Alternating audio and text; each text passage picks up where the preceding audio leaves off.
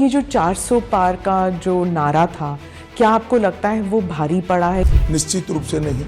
संविधान बदलने जितना बहुमत हमारे पास 10 साल से है। आप क्या मानती है कि राहुल बाबा एंड कंपनी बोलेगी और देश मान लेगा? हमें 400 सीट जरूर चाहिए क्योंकि देश में राजनीति में स्थिरता लानी है। 400 सीट जरूर चाहिए क्योंकि भारत की सीमाओं को चौक चौबंद और सुरक्षित रखना है। 400 सीट इसलिए चाहिए कि देश को दुनिया में तीसरे नंबर का अर्थतंत्र बनाना है। 400 सीट इसलिए चाहिए कि जो थोड़े बचे कुछ गरीबों को अभी लाभ मिलना बाकी है, वो काम भी हमने पूरा करना है। ये जो 400 पार का जो नारा था, क्या आपको लगता है वो भारी पड़ा है? क्योंकि 400 पार जो है उसकी वजह से बहुत सारी अटकलें लगी थी कि संविधान बदल देंगे, तानाशाही आ जाएगी।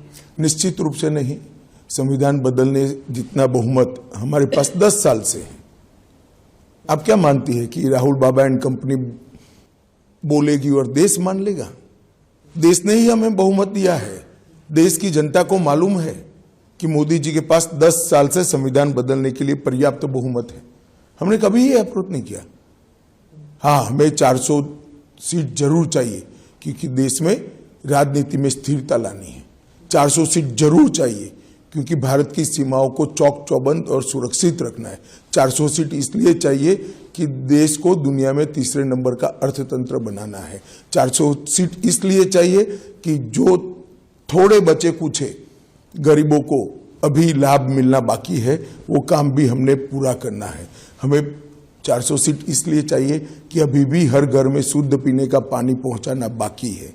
हमें 400 सीट इसलिए चाहिए कि इस देश के अंदर नेचुरल फार्मिंग के क्षेत्र में ढेर सारा काम करना बाकी है। 400 सीट इसलिए चाहिए कि हर 70 साल से ज्यादा आयु वाले व्यक्ति को 5 लाख तक का मुफ्त इलाज हम देना चाहते हैं। हमने 400 सीट का 10 साल में क्या उपयोग किया? धारा 370 हटाई, ट्रिपल तलाक हटाया, राम मंदिर बना और कॉमन सिविल कोड यूसीसी लेकर हम आए। हमने 400 सीट हमारी नहीं थी मगर पर्याप्त बहुमत था।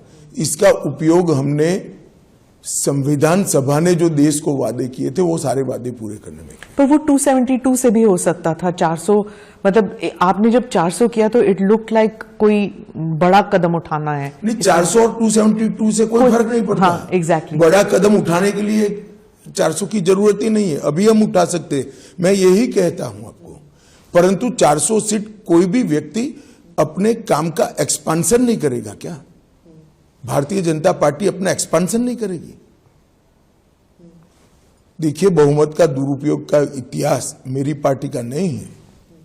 बहुमत के दुरुपयोग का इतिहास इंदिरा गांधी के समय में कांग्रेस ने किया था।